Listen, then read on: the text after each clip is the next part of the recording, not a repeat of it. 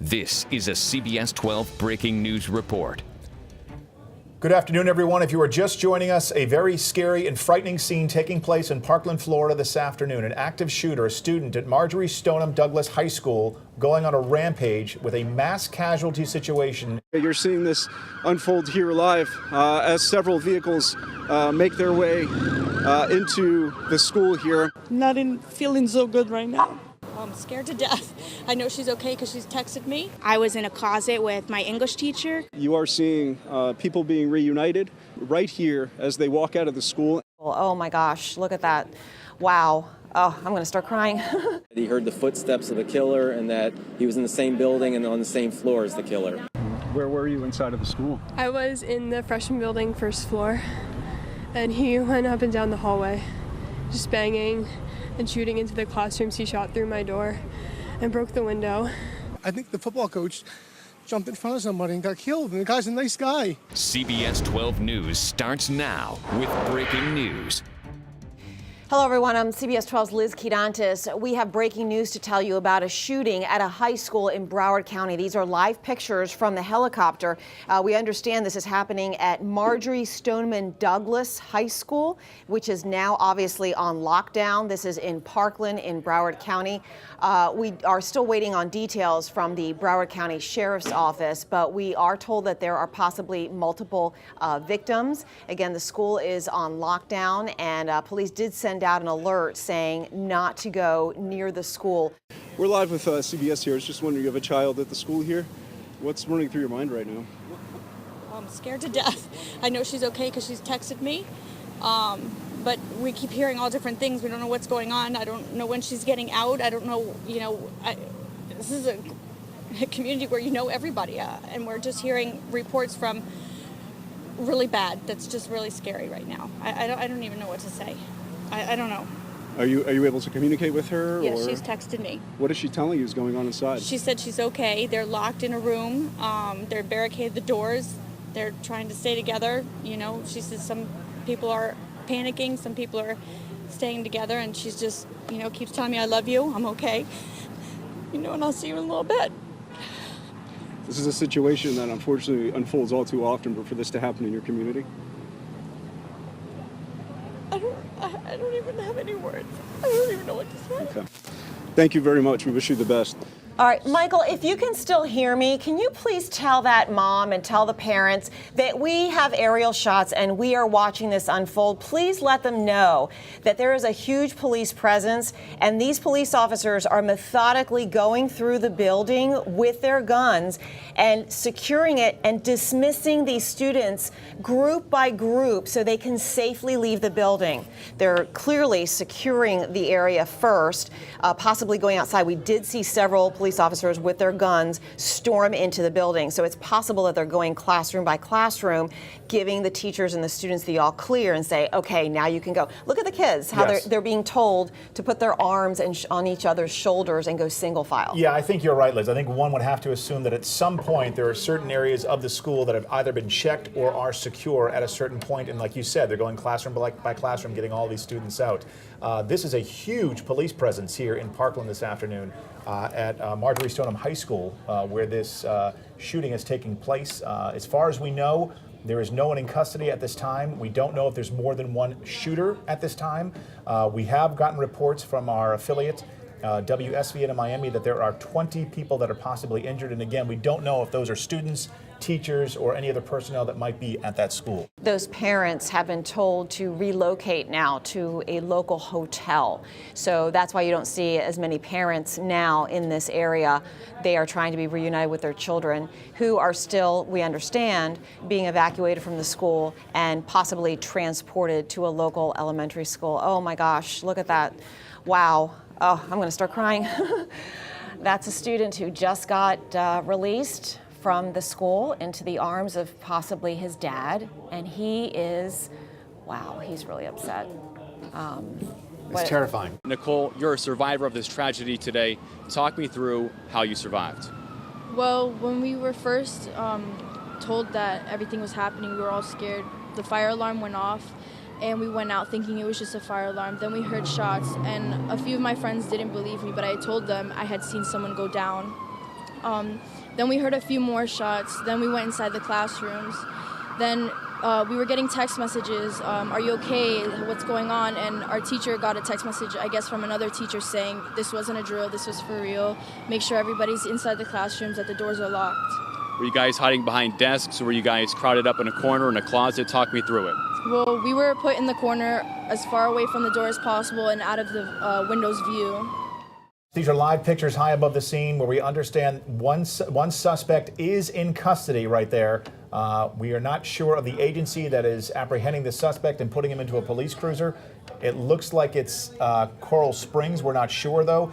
This is a very active scene happening after an active shooter situation at Marjorie Stoneham Douglas High School in Parkland, Florida this afternoon. Well, John, if you notice, the person they have in custody, it looks like they're wearing a maroon shirt, and that's exactly what the description was that we got, that it was a male and with a black hat, a maroon shirt, and black pants. We understand this is happening about a mile away from the school. So somehow that alleged shooter made his way a mile from the school, and police were able to track him down. And if you saw from our live pictures, they're putting him into the police car now, you saw from the live pictures there was a huge response from various agencies. Okay, this is an ambulance that looks like it's en route to one of the hospitals, possibly still transporting victims at this hour. As you can see, police officers using one cruiser in front as a blocker, if you will, to stop traffic, to make sure that ambulance has a clear path at this hour. There is one person in custody, and we are told he is a former student. I wonder if is that the suspect that's being transported? It very well could be. Yeah, that might be the suspect that we saw get into the ambulance being transported to the hospital with unknown injuries. We were watching live as he was taken into custody, and then there was a long delay. You know, they didn't take him in the car and take off right away in that neighborhood. Right. There was a long delay, and now we know why. He has sustained some kind of injury. You know, to John and I, he looked just fine. He was standing and possibly limping. Didn't look like a bite from a canine officer or from a gunshot wound from a gun. Correct. But there was some kind of injury that was enough to send him to the hospital. This, again, is where our Michael Butchner is standing by, and obviously a mother very, very grateful, hugging her child. So grateful that that child is okay.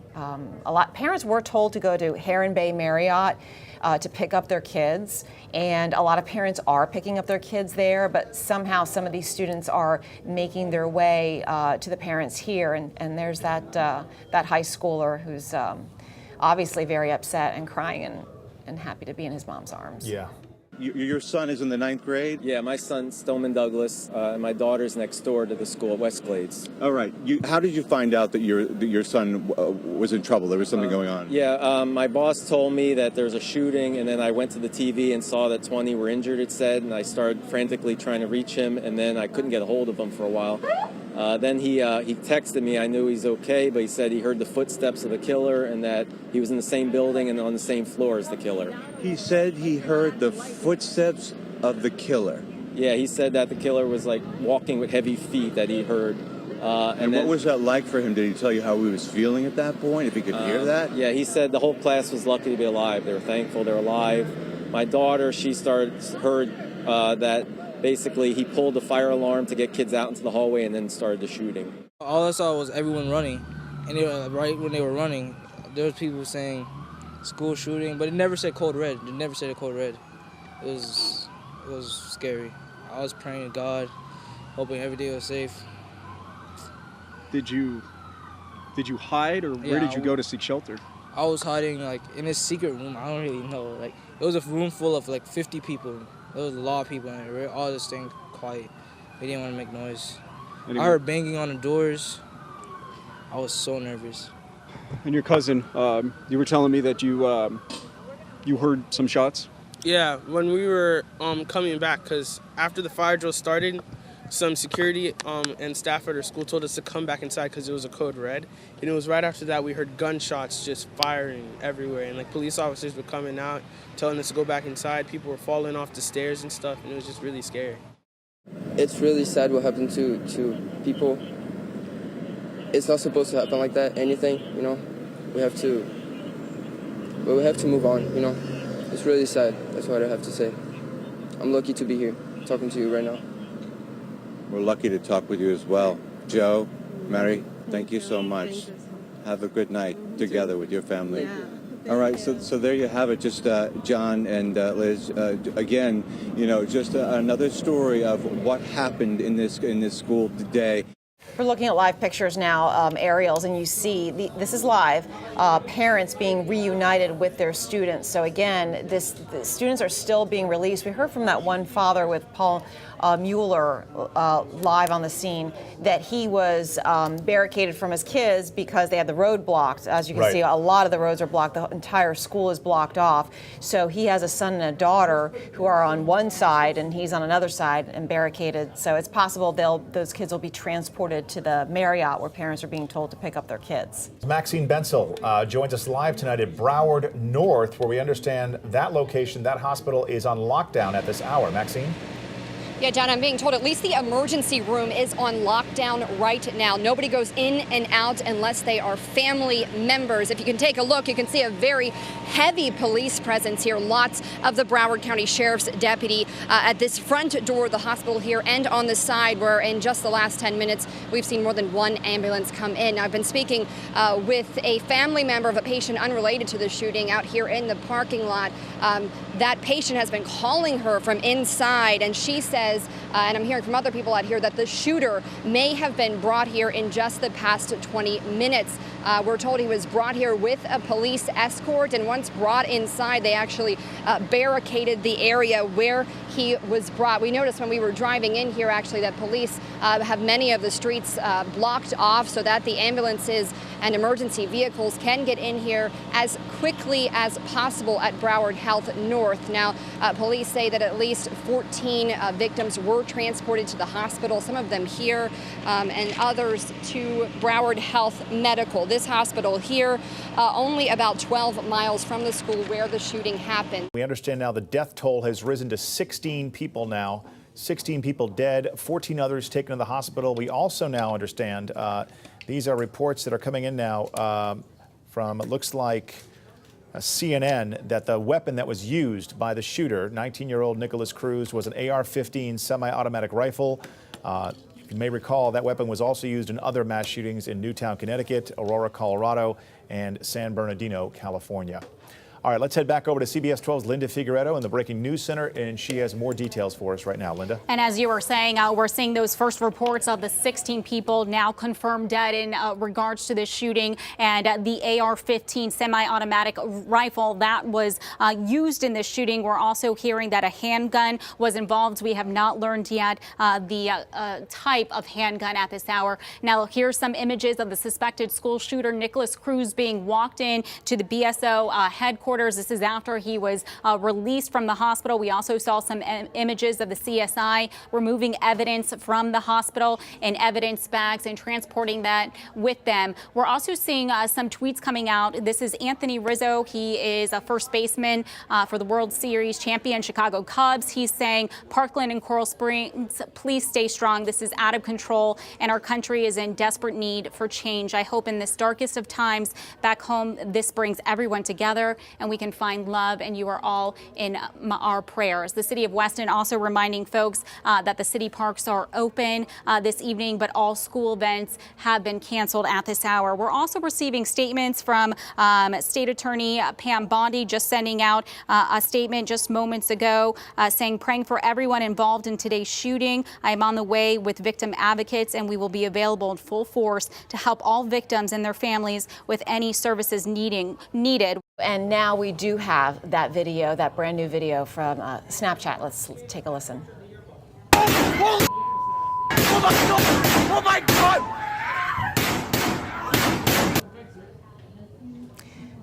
That is terrifying. That's video and audio, apparently, inside one of the classrooms in this high school as the shooting happened. And that wasn't one or two shots, that was a lot of shots. Yeah, that was a lot of shots. And you could hear the screaming and the sheer terror in the background as those students were trying to huddle down and just hang on as long as they could. That is terrifying. I just had the opportunity to speak with a young woman who I believe was told me in 11th grade. She heard these gunshots. One thing she said that was quite interesting is that first the fire alarm went off, and then moments later she said they started to hear the gunshots. I believe the sound is queued up and ready to go. Let's take a listen to what you just told me a few minutes ago. Where were you inside of the school? I was in the freshman building, first floor, and he went up and down the hallway, just banging and shooting into the classrooms. He shot through my door and broke the window. Yeah. How are you? I was just quiet, and I just tried to stay quiet and just waited for it to be over. It was so scary. Yeah, she called me on her cell phone, you know, just whispering, and you hear this on the news all the time. You never think it's going to happen, and it happened. Okay. It happened. Well, we're glad we're glad you're okay. Yeah. Are your classmates okay? I know that 3 people, I think about 3 in my classroom got hurt. I just saw blood everywhere. Yeah. Yeah. There were kids lying on the floor as she was leaving the school. What grade are you in? I'm in 11th grade. Was it a normal day today? We had a fire drill, but pretty much that's it. Supposedly the shooter tripped the fire alarm to get kids out. To get kids out in the open. Wow. That's what we're hearing. So you were leaving the classroom when this happened? No, we were in the classroom. We heard banging, so we huddled up, and then we heard the fire alarm go off as we were huddled, and no one left because he's trying to get people out. As a mother, you just thank God your child is okay. We have another one. She's right now on the corner by the high school, and we can't access her. But as long as she's okay and we're talking to her, we feel a lot better. So yeah, it's an awful day for Parkland, Coral Springs. It's something you don't expect. It's hitting everywhere. This is about gun control and kids and psychologists and just helping these kids. I don't know what's going on, or supposedly it was a student. So you heard the firsthand account from that young woman that we had an opportunity to speak with. The parents and some of the students are gathered out here. One thing I want to point out that I've noticed, and photojournalist Chris Mills pointed out as well, within the last 20 minutes or so, we've seen what appears to be SWAT teams dressed in full tactical gear heading down this road towards the school, along with a large and heavy police presence. Take us back to when you were in your class and what you heard and what you saw. I just heard a few gunshots, and then I didn't really see anything. I just heard the gunshots, and that was about it, really. You said you were in theater class, and about 40 of you crammed into a room waiting for the time that it was safe for you guys to leave. At what point did you know that it was safe to get out of the school, and how did you get out? Well, the police or SWAT team just came and got us, and they just escorted us to the grass area, and they just told us to run there with our hands up. And Stacy, mom over here, you're shaking your head. Tell me. I haven't had a chance to really hear all this yet because I was in lockdown in a separate school, and so I had trouble getting to her. The roads were blocked off. I couldn't get. I parked my car. I tried to walk. They wouldn't let me walk the way I was walking. So then I finally walked home a couple miles. I get to the house, and the police have put her here. So I haven't seen the news, really. I don't know a lot of the details. It's getting worse and worse as I hear it. So I'm kind of in shock. Hard to process what your daughter went through today. Absolutely. I don't even completely know what she went through yet. So. And do you mind pulling out your phone and reading that text message that she sent you that just broke your heart? We were texting back and forth, so I knew she was okay. I knew she was hiding in the drama room. I knew she heard gunshots. And then she started to text me some more, and then she said, if I don't make it, I love you, and I appreciated everything you did for me. That's horrible. When you read that, I started to panic. And this is now the 8th deadliest shooting in modern U.S. history, and it happened right here in our own backyard. You know, so many questions tonight as police are investigating. How did the shooter get a gun? What is his motive? How did he get on campus if there's supposed to be a single point of entry? At this point, we do not have any new information. So we are going to return you to regular programming, to CBS prime time. As new information becomes available, we will push it to your phone. We will break into programming. We will live stream it on the website, cbs12.com. We have you covered. For now, I'm Liz Quirantes with John DeCepolo. We will again see you for CBS 12 News at 11.